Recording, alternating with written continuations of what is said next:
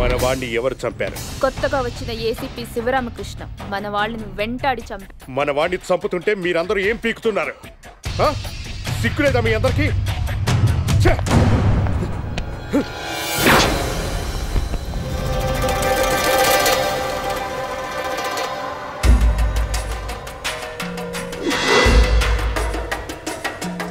తప్పించుకోవడానికి ఎంతో ప్రయత్నించాం, కానీ వాడు వెంటాడి చంపేశాడు.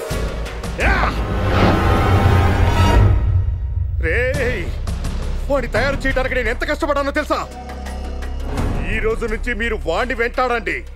వాడు బ్రతికుండడానికి వీల్లేదు. అర్థమైందా? నా రీసెర్చ్ పూర్తయింది. నా ఫార్ములాని గవర్నమెంట్ కి హ్యాండ్ ఓవర్ చేయబోతున్నాను. మీ బ్లెస్సింగ్ కోసం వచ్చాను గురుగారు. ఓ కంగ్రాచులేషన్స్ అయ్యా, ఎంత గొప్ప మంచి పని చేసావు. 10 మందికి ఉపయోగపడే ఎంత మందుతో కనిపెట్టావు. నిన్ను మనస్ఫూర్తిగా అభినందిస్తున్నానే.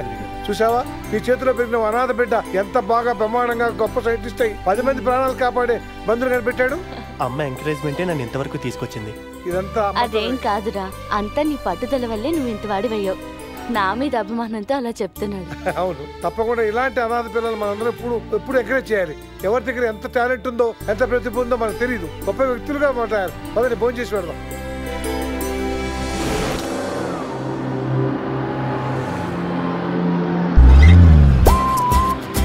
సంగీత, నేను వాటర్ బాటిల్ తీసుకొస్తాను, నువ్వు ఇక్కడే కూర్చో. Okay dear.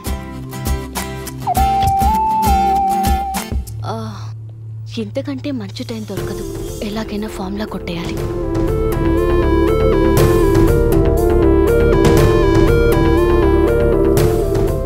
దీంతో నా పని కంప్లీట్ అవుతుంది.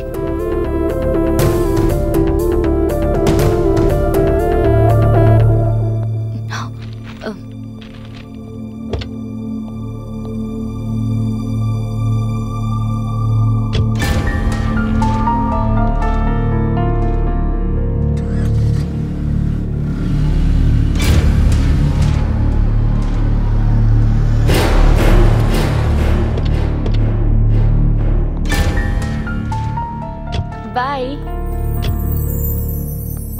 ఎక్స్క్యూజ్ మీ, నా పెన్ డ్రైవ్ ఇస్తారా? నా formula pen drive. A pen drive? సంగీత, నా పెన్ డ్రైవ్ ఇచ్చేయి. అసలు మీరేం మాట్లాడుతున్నారో నాకు అర్థం కావట్లేదు. అసలు నా పెన్ డ్రైవ్ ఎందుకు తీసుకున్నావు? పెన్ డ్రైవ్ ఏంటి?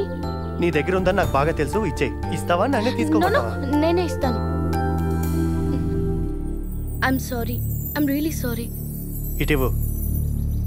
ఏంటి, ఎందుకు తీసుకున్నావు? ఊరికే జోక్ నిన్ను. అంత సీరియస్ అవుతావేంటి?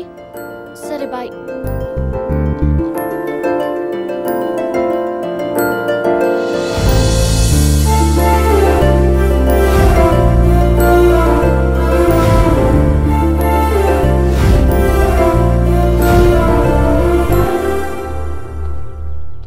సంగీత, నువ్వు కాదే బాధపడాల్సింది, నేను బాధపడాలి. స్వచ్ఛతకి మారు పేరు ఆడది అంటారు. అలాంటి వాళ్ళకి నీలాంటి ఆడది తగిలుండదు. ఎందుకు చేసేవి పని అని నిన్ను అడగదలుచుకోలేదు. నన్ను ఎలా మోసం చేయాలనిపించింది.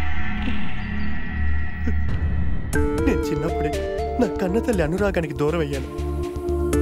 ఆ తర్వాత ఒక చల్లని తల్లి నీడలో పెరిగాను. నిజంగా ఆ దేవుడికి నా మీద దయలేదు. అందుకే నన్ను ఒక అనాథలా పుట్టించాడు. మళ్ళీ నేను అనాథనయ్యాను. ఒక విషయం తెలుసా నీకు సంగీత? నా జీవితంలో ముఖ్యమైన ఘట్టాలు ఇప్పుడు చెప్తున్నాను, విను.